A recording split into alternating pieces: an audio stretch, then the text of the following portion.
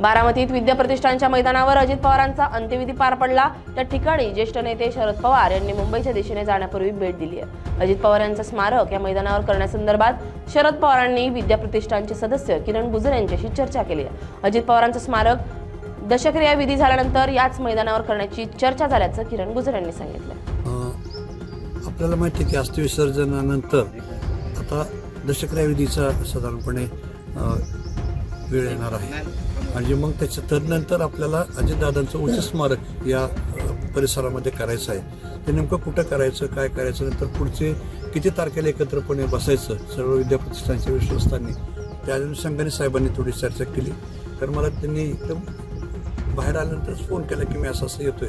मी नटराच्या कार्यालयातनं तसं सगळं धावत आलो आणि बोलणं झालं, कारण साहेबांना असं वाटत होतं की परत बारामती सोडण्यापूर्वी एकदा परत अंतिम स्थळ जिथं आपलं हे झालं अंत्यविधी त्या स्थळावरून परत जावं। अर्थात साहेब अत्यंत भावनिक झाल्या त्या विषयामध्ये थोडंसं दिसलं, कारण काकीन दोघेही आत्ता बोलताना परत थोडे निशब्द झालेले होते। म्हणजे त्याच्यामध्ये बोलण्यासारखा विषय नाही आहे, परंतु दादांचं स्मारक या ठिकाणी साहेब म्हणजे करावं लागतंय हेच आपल्या दृष्टिकोनातून दुर्दैवाची गोष्ट आहे।